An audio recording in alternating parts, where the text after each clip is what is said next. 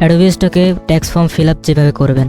আসসালামু আলাইকুম, আশা করি সবাই ভালো আছেন। যারা অ্যাডোবি স্টকে কাজ করেন, ট্যাক্স ফর্ম ফিল আপ আপনাদের জন্য অতি জরুরি। কারণ আপনারা যদি অ্যাডোবি স্টকে ট্যাক্স ফর্ম ফিল আপ না করেন, তাহলে আপনারা যেগুলো আর্নিং করবেন সেখান থেকে 30% ভ্যাট তারা কেটে নেবে। তাহলে অবশ্যই ট্যাক্স ফর্ম ফিল আপ করতে হবে। তাহলে আসেন দেখে নেওয়া যাক। আপনারা যদি অ্যাডোবি স্টক ওপেন করেন, তাহলে এরকম ড্যাশবোর্ডে চলে আসবেন।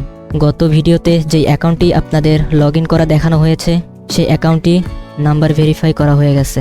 আশা করি আপনারা পূর্বের ভিডিওটি দেখেছেন। যদি না দেখে থাকেন তাহলে অবশ্যই দেখে নিন। তাহলে আসেন ট্যাক্স ফর্ম কীভাবে ফিল আপ করবেন।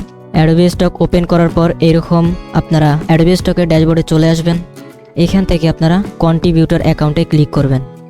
এরপর আপনারা এইখানে যে ইনফরমেশনগুলো চাবে অ্যাড্রেসের জায়গায়, সেই অ্যাড্রেসের জায়গায় আপনারা আপনাদের আইডি কার্ড অনুযায়ী ইনফরমেশনগুলো দিয়ে দিবেন।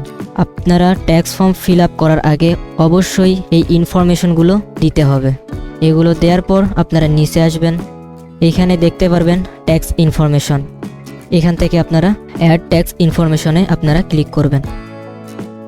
এরপর এইরকম ইন্টারফেস চলে আসবে। এইখান থেকে আপনারা কন্টিনিউয়ে ক্লিক করবেন। এখানে দুইটি অপশন দেখাচ্ছে। এখান থেকে আপনারা ইন্ডিভিজুয়াল সিলেক্ট করবেন। এরপর কন্টিনিউয়ে ক্লিক করবেন। এরপর এরকম ইন্টারফেস চলে আসবে। এখানে তিনটি অপশন দেখাবে। এখান থেকে আপনারা কমপ্লিট W8 বিন এইখানে ক্লিক করবেন। এরপর এইরকম ইন্টারফেস দেখাবে। আপনারা নিচে চলে আসবেন। এইখান থেকে আপনারা কন্টিনিউয়ে ক্লিক করবেন। এরপর আপনারা এইখানে ফর্ম ফিল আপ করতে পারবেন। এখানে দেখতে পাচ্ছেন আপনারা রেড স্টার চিহ্ন দেখাচ্ছে। যেগুলোতে রেড স্টার চিহ্নগুলো দেখাচ্ছে, আপনারা এগুলোতেই আপনাদের ডিটেলস লিখতে হবে। এগুলোতে লিখলেই হয়ে যাবে। তাহলে পরে লেখা আছে নেম, আপনাদের নেম বসাই দিবেন আইডি কার্ড অনুযায়ী। এরপর আপনারা কান্ট্রি সিলেক্ট করবেন। এখানে আপনাদের অ্যাড্রেস দিতে হবে। আমার অ্যাড্রেসটি আগে থেকেই কপি করা আছে, এই কারণে আমি এই অ্যাড্রেসটিতে ক্লিক করলাম।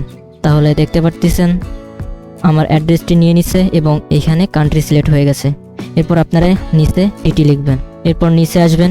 এইখানে আপনারা আপনাদের আইডি কার্ড অনুযায়ী ডেট অফ বার্থ লিখবেন। লেখার পর আপনারা নিচে চলে আসবেন। এইখান থেকে আপনারা এটি টিকমার্ক করে দিবেন। এরপর নিচে লেখা আছে ক্লিক হেয়ার টু সাইন, এইখানে ক্লিক করবেন। এইখানে আপনাদের নামটি আবার লিখবেন।